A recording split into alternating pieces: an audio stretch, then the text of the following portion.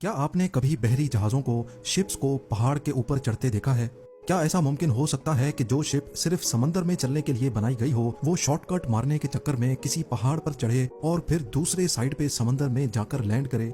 सुनने में तो शायद ये इम्पॉसिबल लगता हो, लेकिन असल में ये मुमकिन भी है और हकीकत में ऐसा होता भी है।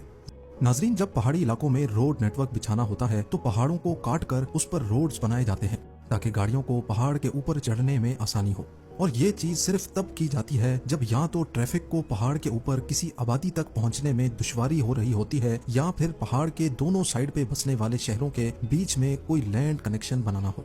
अब जिस तरह हमें जमीनी रास्तों में शॉर्टकट की जरूरत पड़ती है, इसी तरह समंदर में भी कई ऐसे मकामात हैं जहां शिप्स को एक पोर्ट से दूसरे पोर्ट तक पहुंचने के लिए बहुत लंबा चक्कर लगाकर जाना पड़ता है, जबकि इन दोनों पोर्ट्स के दरमियान का फासला बहुत ही कम होता है। इसी वजह से शिप्स को शॉर्टकट प्रोवाइड करने के लिए कैनाल्स बनाए जाते हैं। करीब 160 साल पहले तक चाइना से निकलने वाली शिप्स को यूरोप तक पहुंचने के लिए साउथ चाइना सी से होते हुए बे ऑफ बंगाल, फिर इंडियन ओशन से होते हुए मेडागास्कर और ये पूरा कॉन्टिनेंट बाईपास करके यूरोप तक पहुंचना पड़ता था। ये पूरा सफर 24,000 किलोमीटर लंबा था, जिसमें वक्त भी ज्यादा लगता था और जाहिर है पैसा भी। इस सफर को कम करने के लिए शिप्स के पास दूसरा ऑप्शन भी होता था, लेकिन वो रास्ता ईस्ट चाइना सी से होता हुआ रशिया को बाईपास करके ईस्ट साइबेरियन सी से गुजरता था। कंपैरिजन किया जाए तो ये रास्ता पूरे 11,000 किलोमीटर छोटा था, लेकिन उसके बावजूद भी शिप्स ईस्ट चाइना सी का रास्ता अवॉइड करती थी। इस रास्ते में मसला ये था कि साल में कई महीनों तक यहाँ समंदर में बर्फ जमी रहती है, और बर्फानी तोदे एक ऐसी चीज होती है जिसको शिप्स हर सूरत में अवॉइड करना चाहती हैं। अब इस मसले को हल करने के लिए और समंदर में शॉर्टकट बनाने के लिए ईयर 1859 में सुएज कैनाल बनाया गया।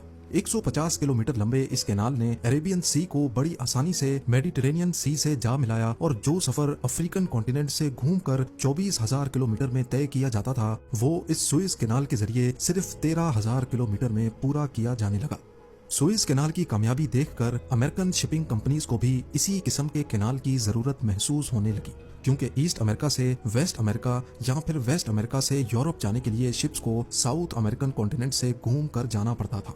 लिहाजा नॉर्थ और साउथ अमेरिका को कनेक्ट करने वाला ये लैंड कनेक्शन जहां पैनामा मौजूद है, यहाँ भी एक कैनाल बनाने का फैसला किया गया, जिसको आज पूरी दुनिया पैनामा कैनाल के नाम से जानती है।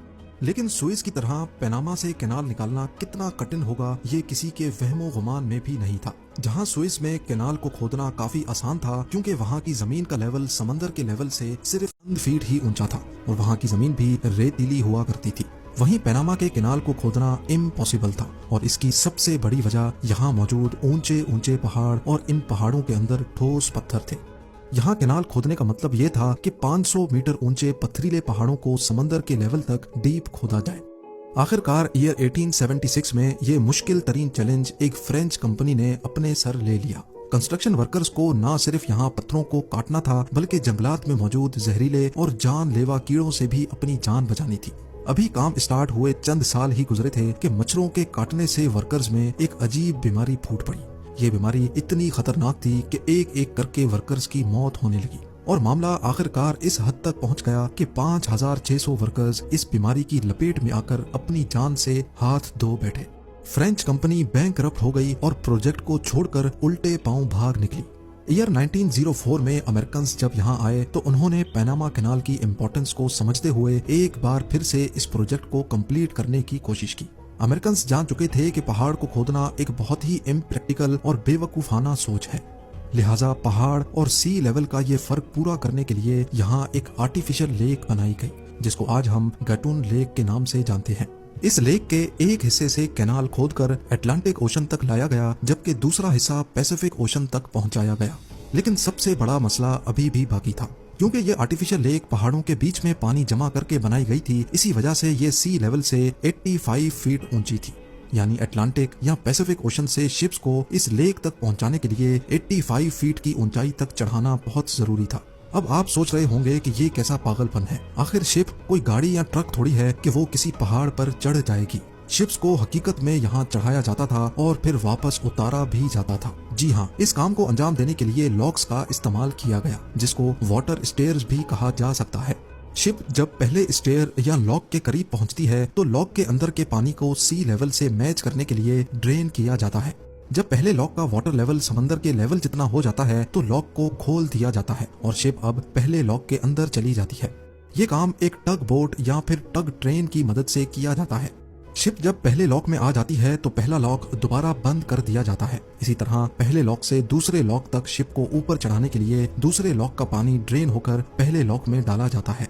जब दोनों लॉक्स का वाटर लेवल बराबर हो जाता है फिर बीच का गेट ओपन हो जाता है और शिप अब दूसरे लॉक में पहुंच जाती है और इसके साथ ही दूसरे लॉक का गेट दोबारा बंद हो जाता है। इसी तरह लेक का पानी दूसरे लॉक में भरा जाता है और जब सेकंड लॉक का वाटर लेवल गैटून लेक के लेवल से मैच कर जाता है तो फिर तीसरा गेट खोला जाता है और ऐसे शिप गैटून लेक में तैरना शुरू हो जाती है। तकरीबन 30 किलोमीटर चौड़ी लेक को पार करने के बाद एक बार फिर से लॉक्स का सिलसिला शुरू हो जाता है और जिस तरह शिप्स को ऊपर किया गया था उसी तरह अब लॉक्स को इस्तेमाल करके शिप को पैसिफिक ओशन के लेवल तक पहुंचाया जाता है। पनामा कैनाल इंजीनियरिंग हिस्ट्री का एक ऐसा जेवर है जिसके बिना आज शिपिंग इंडस्ट्री बिल्कुल खोखली है। इसके जरिए न सिर्फ वेस्टर्न यूएस पोर्ट्स यूरोप के करीब हो जाते हैं बल्कि ईस्ट यूएस पोर्ट्स भी एशिया के करीब हो जाते हैं। कार्गो शिप्स को ये फैसिलिटी इस्तेमाल करने के लिए और महीनों का सफर दिनों में कंप्लीट करने के लिए टोल टैक्स भी अदा करना पड़ता है।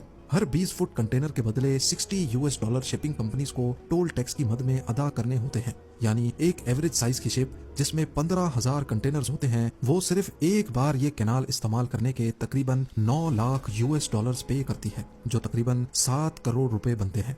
पनामा कैनाल पूरी दुनिया की शिपिंग इंडस्ट्री के लिए इतना इम्पोर्टेंट हो चुका है कि नई मैन्युफैक्चर होने वाली शिप्स की साइज को पनामा कैनाल के इन लॉक्स की साइज के हिसाब से बनाया जाता है।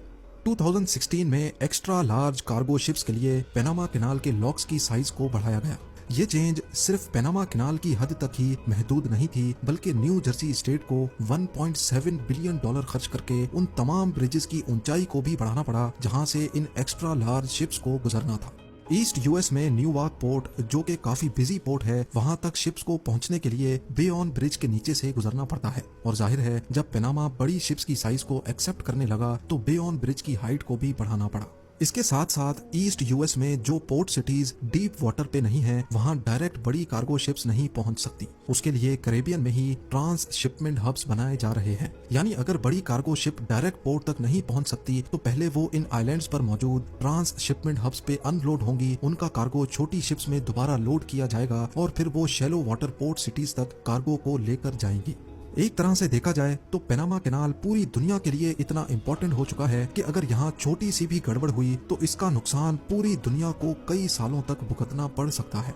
इसका अंदाजा आप इस बात से लगा लें कि 2021 में एक कंटेनर शिप सुएज कैनाल में सिर्फ 6 दिन तक फंसी रही थी और इसकी वजह से यहाँ की सारी ट्रैफिक जैम हो गई।